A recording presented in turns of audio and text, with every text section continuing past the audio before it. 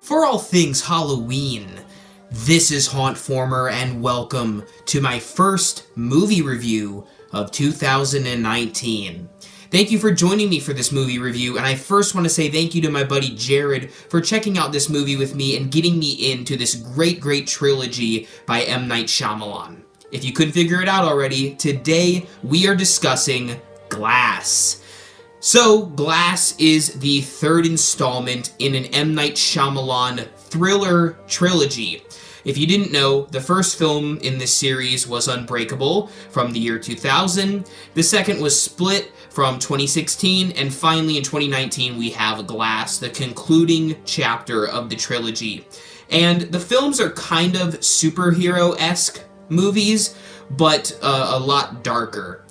They're more psychological, if you will. And I really do love Unbreakable. I just actually saw it today before I went to go see Glass, and it is my favorite of the bunch, and then Split, and then Glass. And I'm not saying Glass is like the worst of M. Night's movies or anything, but I will say that compared to the other two in this series, it doesn't quite hold up as well in terms of tone and other stylistic choices.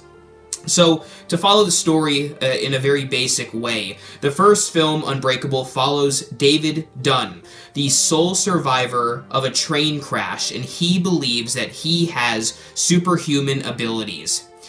There's also this man, Elijah, who has a terrible genetic disorder that means his bones break super easily, and he believes that this David Dunn character could possibly be a real-life superhero. He's very into comic books, and this comic theme flows definitely into Glass. The second film, Split, I did a review on it as well, follows a man by the name of Kevin Wendell Crumb, and he suffers from DID, multiple personalities or dissociative identity disorder. He has many different personalities that come to light in different ways, and that is also reflected in Glass. So Glass picks up with David Dunn and Kevin, or what he was referred to as the Beast, or the horde of these personalities, and they, hash it out in the beginning of the film, and then you see all three characters in this mental institution, this asylum, if you will, as they are trying to be treated for their various, psychological ailments. Going into this film, I was really excited. The other movies are pretty darn cool, and I am a fan of M. Night Shyamalan and his style, and how he, always includes a nice little twist in his movies. It's very fun to look out for. So going into Glass, I was really excited, and out of all of the characters, I find Elijah, or Glass, Mr. Glass, if you will, to be the most interesting of the trio.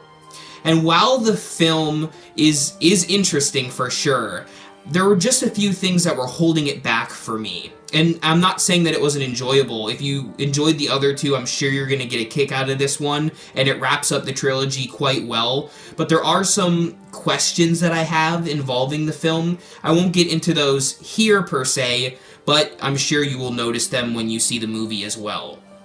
First of all, stylistically, in Unbreakable, there's a lot of interesting camera angles and shots, and I believe the same could be said for Split.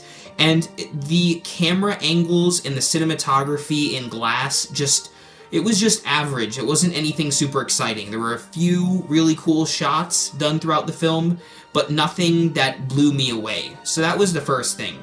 The second thing is, I'm a big fan of music in horror films and how it can really make a scene, but it can also break a scene. And there were many scenes in this film that I feel like the music was a little too much over the top, a little too overbearing on the scene, and it didn't really need to be there. I also felt that some of the switches between characters, like which character they were going to focus on, got a little bit choppy. But I think, for handling three characters from different films, they did a pretty good job. I will say that.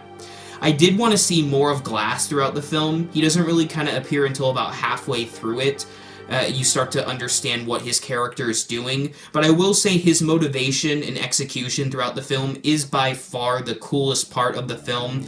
And you really have to see Unbreakable and Split to have all of this mesh together into a great package. You get the Beast re-emerging, you get David, having to stand up and become a hero once again, and you get to see Glass and how he interacts with the different characters in the movie. And it brings together some of the side characters from the other films as well, which was really nice.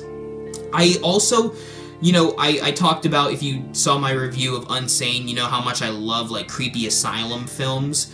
And while the asylum in this film was definitely creepy, I don't think they tapped into that as good as they could have. I didn't really get a good understanding of the visuals of the asylum. There were a lot of up-close shots, and the main psychiatric woman who was kind of in charge of the whole thing, I didn't really get her motivations, and I didn't really understand her character all that well, so it was hard, trying to introduce her to these established characters. With all that being said, though, Glass is enjoyable. I think you are going to have a good time with it. But if you want a real great movie, make sure to watch Unbreakable, and if you want a pretty good thriller, also check out Split. However, for Glass, while it was still entertaining and a good M. Night Shyamalan flick, I have to say it's probably my least favorite of the trilogy, but it is still a good concluding chapter.